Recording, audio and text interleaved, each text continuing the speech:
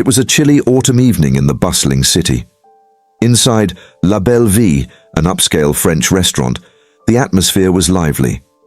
Crystal chandeliers sparkled overhead, and the air was filled with the tantalizing aroma of truffle risotto and freshly baked baguettes. The diners, dressed in elegant attire, sipped their wine and savored gourmet dishes, enjoying their escape from the ordinary. As the maître d' welcomed a new guest with his practiced charm, the heavy oak doors of the restaurant creaked open once more. Heads turned, not out of curiosity, but judgment. A frail woman stood at the entrance. Her clothes were tattered, her hair disheveled, and her face bore the marks of hardship. She clutched a worn scarf tightly around her neck, shivering slightly from the evening chill. The waitstaff exchanged disapproving glances, their expressions a mix of disdain and disbelief. This woman clearly did not belong in a place like this. One of the waiters, a young man named David, approached her hesitantly, his tone clipped and condescending. "Excuse me, ma'am," he began, trying to keep his voice low enough not to disturb the diners.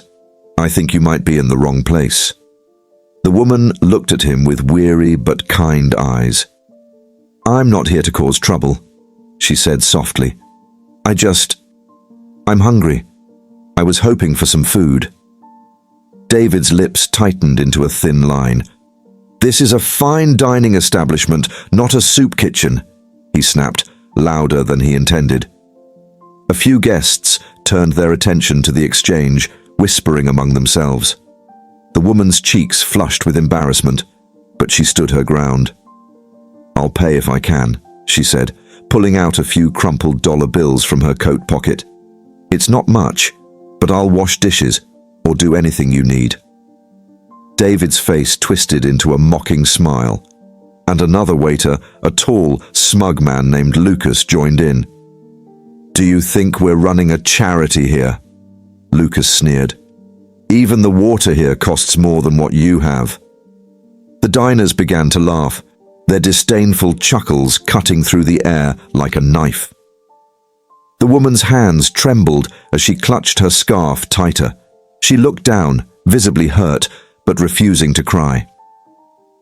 At that moment, an older gentleman sitting near the corner of the restaurant quietly observed the scene. His sharp eyes softened as he watched the humiliation unfold. He raised his hand to signal the waiter. "Is there a problem here?" the man asked, his voice calm but commanding. Lucas turned to him, forcing a polite smile. "Not at all, Mr. Bennett, just handling a misunderstanding." Mr. Bennett, a regular at La Belle Vie and one of its wealthiest patrons, stood up. His tall figure exuded authority.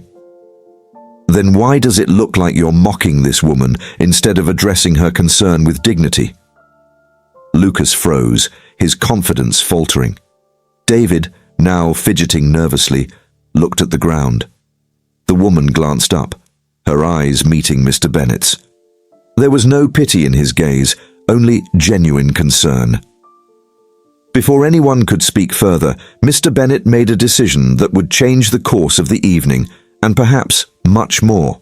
The room fell silent as Mr. Bennett gestured toward the homeless woman, beckoning her forward with a warm smile.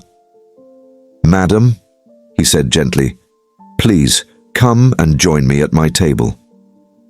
The woman hesitated, her worn shoes shifting uncomfortably on the polished marble floor. She glanced at the waiters, their faces frozen in disbelief.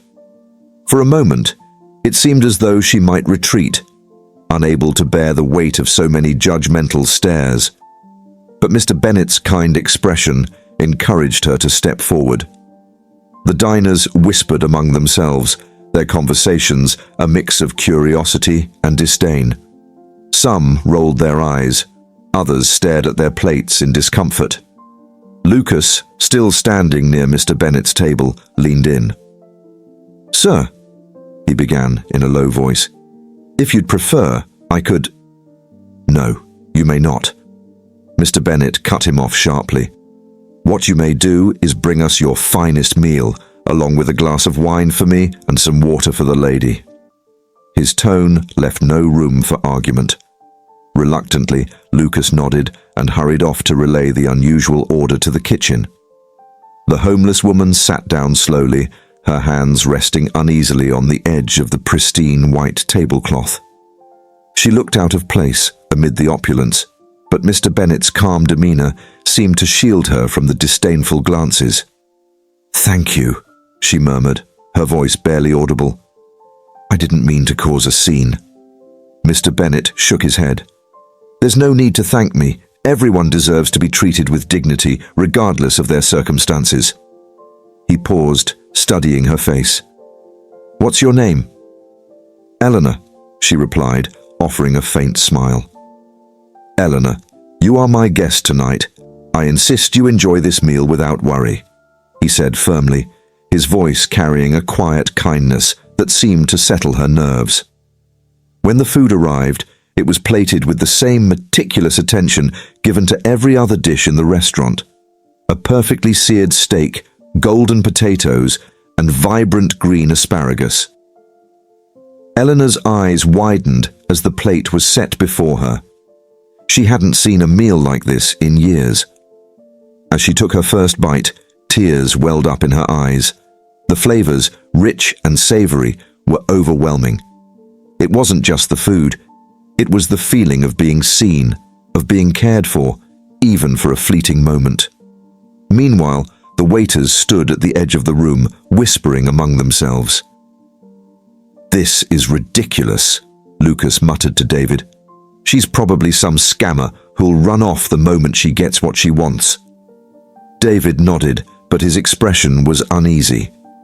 Watching Eleanor eat in silence, he couldn't help but feel a pang of guilt. At the table, Mr. Bennet began a quiet conversation with Eleanor, asking about her life. She hesitated at first, unsure if she could trust him, but the warmth in his eyes encouraged her to speak. "I used to be a teacher," she began, her voice trembling. "I loved my job, but then my husband fell ill.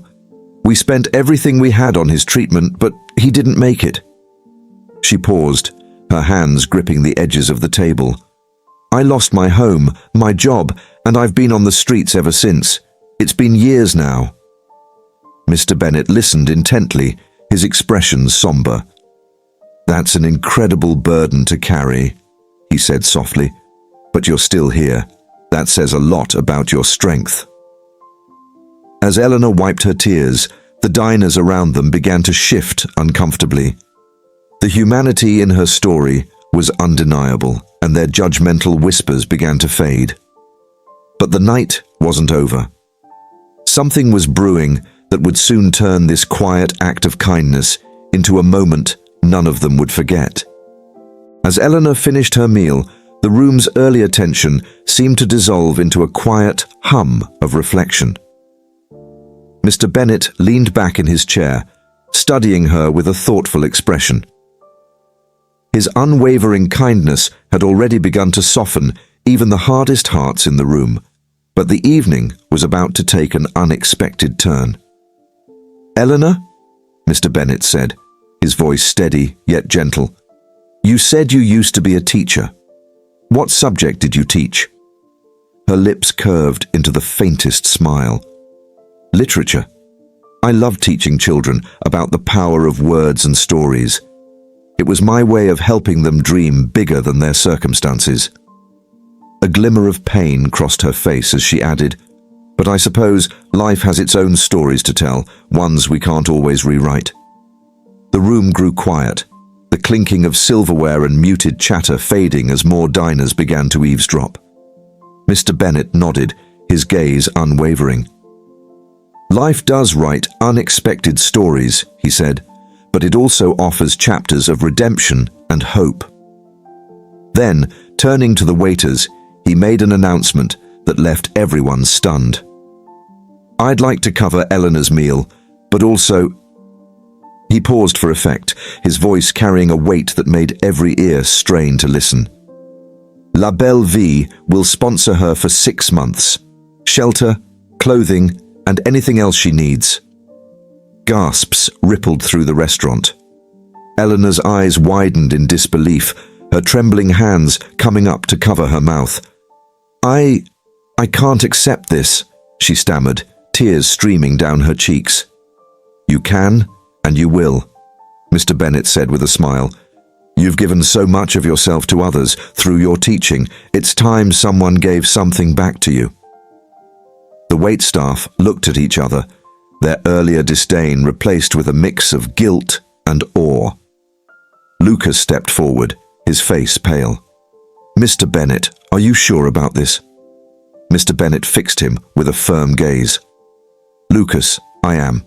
And perhaps this will serve as a reminder to all of us, including you, that every human being deserves respect and dignity." As Eleanor wept openly, the diners began to applaud, their initial judgment melting into admiration. Some even approached her to offer words of encouragement and promises of help.